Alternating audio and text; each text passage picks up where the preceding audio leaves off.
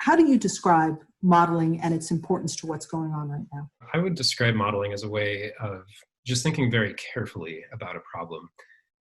So in infectious disease epidemiology, which is what I spend most of my time studying, the way that we build models is we think about, what's the probability that an infection will spread if an infectious person comes into contact with a susceptible person? And what happens if that happens many, many times across a population?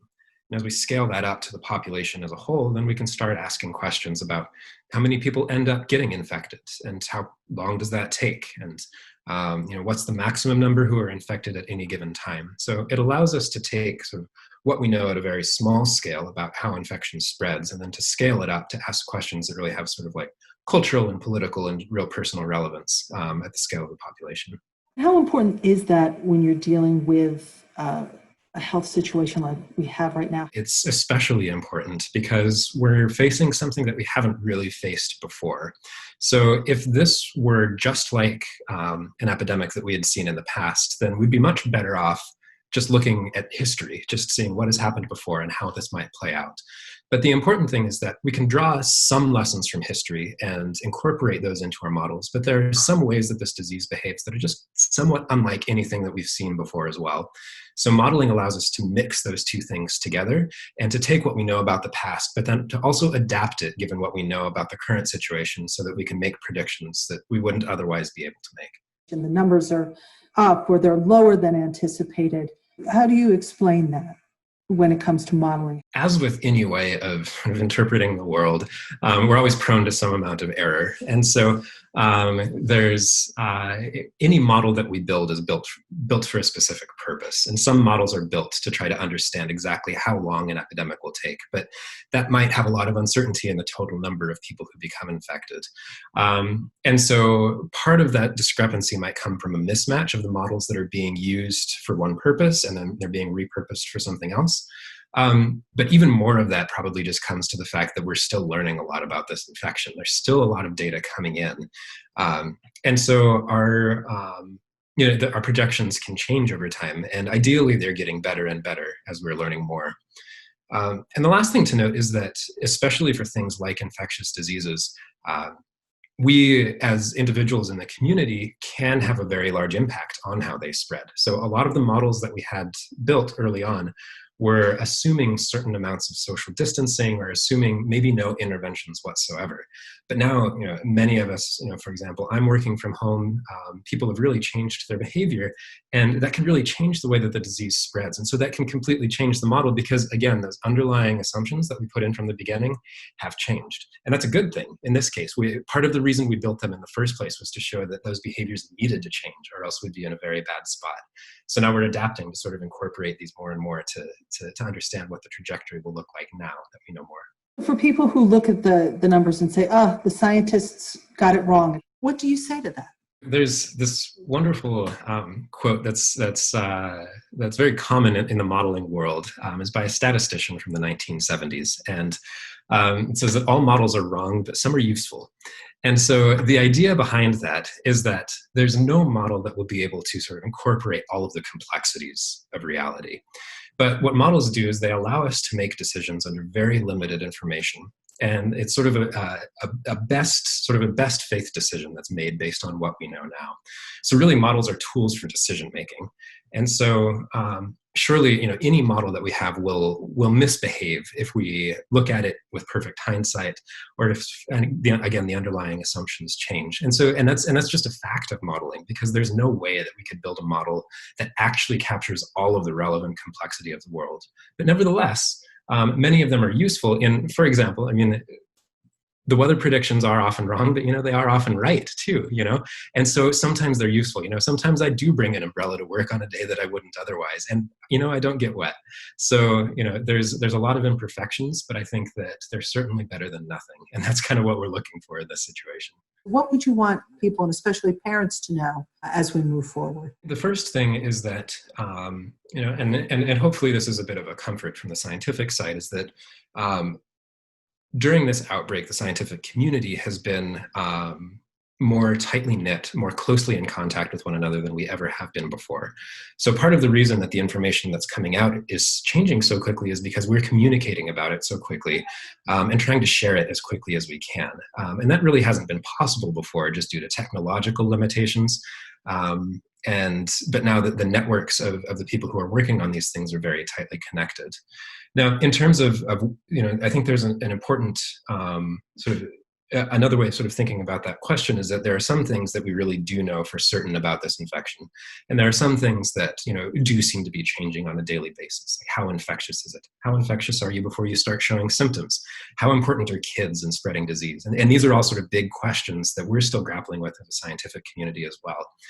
But we do know that this infection is very contagious, that it can be spread when you show very few symptoms, if any symptoms at all, and that in many cases it can be very severe, and certainly more so than something like the seasonal flu.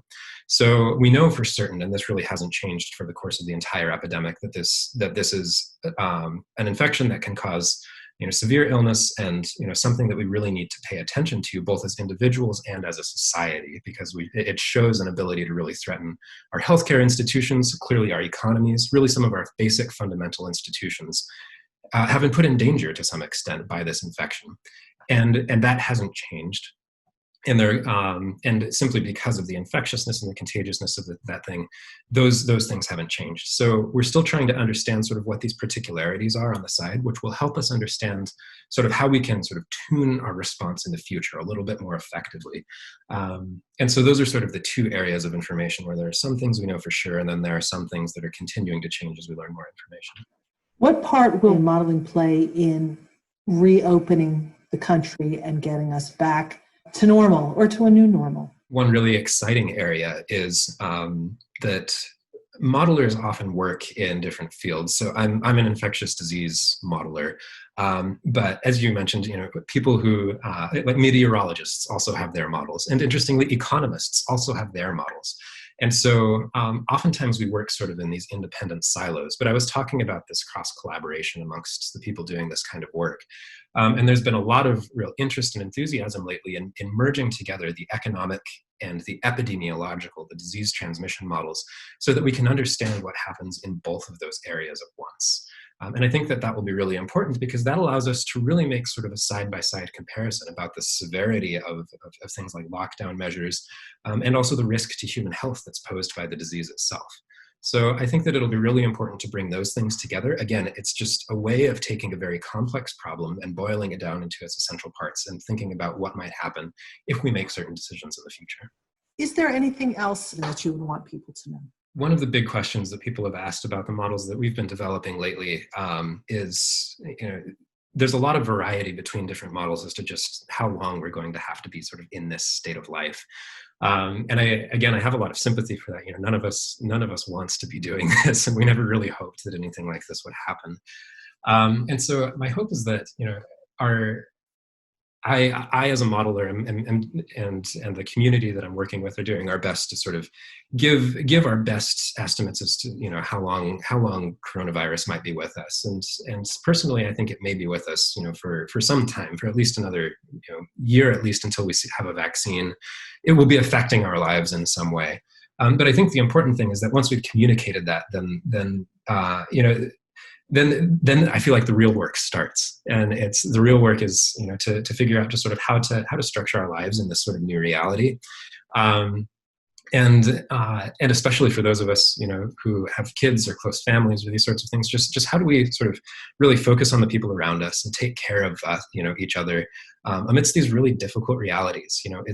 This is sort of such an unbelievably complex psychological and social time.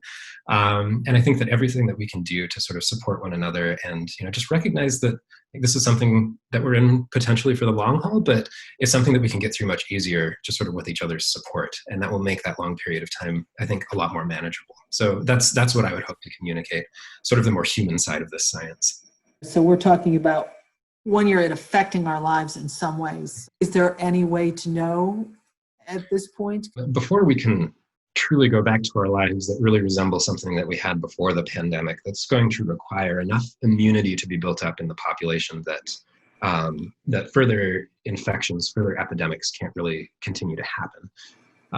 And so there are two ways to reach that. One of them is through just enough people getting infected and becoming immune.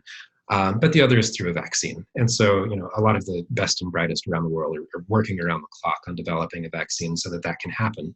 But best estimates are that may be a year out in the future, in the most optimistic case. So in the meantime, the best we can do is sort of protect ourselves from infection. And you're exactly right.